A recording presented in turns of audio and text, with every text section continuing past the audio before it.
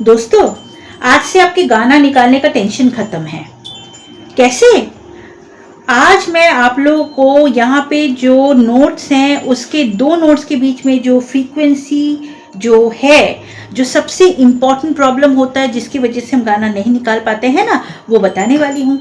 क्योंकि हमको जब दो नोट्स के बीच की डिफरेंस के बारे में ही पता नहीं रहता है तो हम कैसे अनुमान लगाएंगे कि हम गाना कैसे कौन से नोट से दबा के बजाएंगे।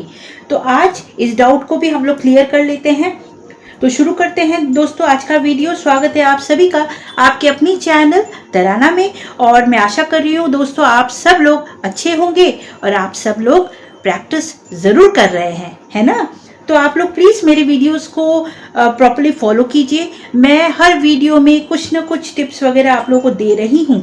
अगर आप उसको प्रॉपर्ली फॉलो करेंगे ना तो आप लोग स्लोली एंड ग्रेजुअली आपको इससे फ़ायदा ही मिलेगा। तो चलिए बातें ना बढ़ाते हुए आज की वीडियो की शुरुआत करते हैं।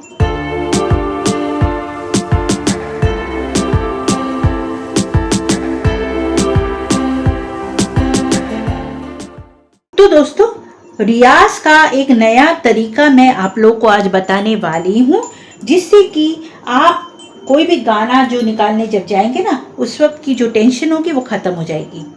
रियाज का नया तरीका मतलब आपको मैं बताऊंगी full note and half note की फ्रीक्वेंसी के बारे में। यानी कि full note and half note की फ्रीक्वेंसी का जो अंतर है ना दोस्तों, उसको समझना बहुत ज़्यादा ही ज़रूरी है। सारेगामा, अब सारेगामा क्या है? सारेगामा ये जो स्वर है उसके नाम है ना, वर्णमाला में जैसे अ आ ई है, उसी तरीके से इन नोट्स के जो नाम है वो सारेगामा पधनिसा है। आप लोग क्या करते हैं, वो जो सरगम है, जो नाम वगैरह यहाँ पे है, सारेगामा जो नाम से इसको बुलाया जाता है, उन सरगमों को आप अक्षरों में ढूंढने की कोशिश करने लग जाते हैं। तो अक्षर बचते नहीं है दोस्तों, स्वर बचते हैं। तो स्वर ज्ञान कितना जरूरी है आप सोच के देखिए।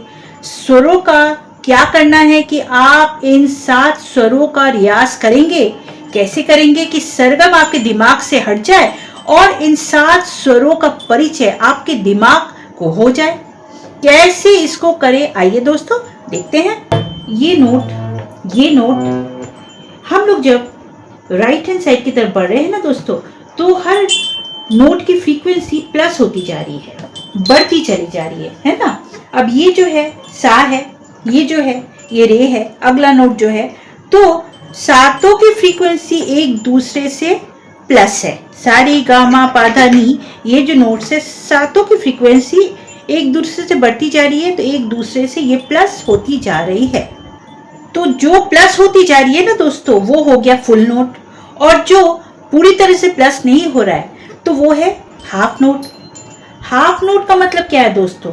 हाफ नोट का मतलब ये है कि सा और रे के बीच में जो छूट रहा है उसे बोला जाता है हाफ नोट। मतलब कि ये है सा दोस्तों, ये है रे, तो इसका मतलब ये और ये तो दोनों के बीच की जो दूरी है वो बराबर है, लेकिन इसके बीच में एक नोट छूट रहा है। ये जो नोट छूट रहा है ये पूरा नहीं आ रहा है, ये बीच का पड़ रहा है, इसलिए हम इसको बोलेंगे आधा, हाफ नोट। ये फुल है, ये हाफ है। ठीक है दोस्तों, अभी आप यहाँ पे गौर कीजिए, ग के बाद म जो आ रहा है इसमें लेकिन ये पूरा उतना गैप नहीं है जितना कि सा और रे में है ना दोस्तों। आप देखिए दोनों के बीच में ये है, तो इसके लिए हाफ नोट हो गया और ये फुल नोट है। लेकिन ग और म के बीच में क्या कुछ छूट रहा है? नहीं, ग के एकदम बाद ही है म, इसमें कोई गैप नहीं है, कोई नोट नहीं है, तो ये हाफ नोट हो गया। फुल नोट में कितना गैप होता है, ये कितना इसका फ्रीक्वेंसी बढ़ती है, और हाफ नोट में कितनी फ्रीक्वेंसी बढ़ती है, ये चीज समझना दोस्तों बहुत ही जरूरी है। सा और रे के बीच में जो अंतर है उतना ही अंतर म और प में है, और म और प में जितना अंतर है उतना ही अंतर प और ध में है, और वही अंतर ध और नी में है। लेकिन नी और सा में क्या वही अंतर है? नहीं, यहाँ पे नी और सा में उतना अंतर नहीं है, इसीलिए नी और सा हो गया हाफ नोट, और ये है सारे फुल नोट, और ग और म जो है ये है हाफ नोट। यही चीज है जो आपको समझना है।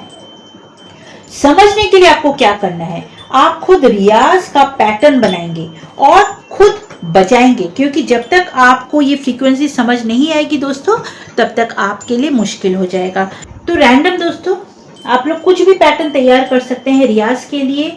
इसमें आपकी इच्छा, आपको छूट दी जा रही है। जैसे मैं कुछ भी बजा रही हूँ,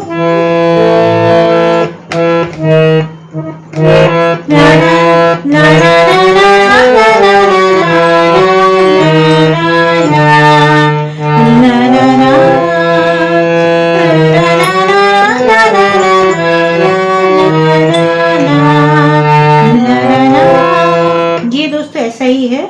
ये कोई अभी जो भी है, उंगलियां मेरी जैसे चली वैसे मैंने एक बजाया, कुछ भी बजाया, इसको बजाया, क्योंकि हम समझ रहे हैं ये जैसे इसमें दोनों इंक्लूड करने हैं दोस्तों, फुल एंड हाफ नोट। अभी जैसे शुरुआत मैंने किया हाफ नोट से, तो इससे क्या होता है दोस्तों, एक आइडिया हो जाता है। जब कोमल रे और शुद्ध रे आगे पीछे लगते हैं तो वो साउंड कैसा पैदा करता है, और वो साउंड जब हमको समझ आता है ना, तो फ्रीक्वेंसी का भी समझ आ जाता है। देखिए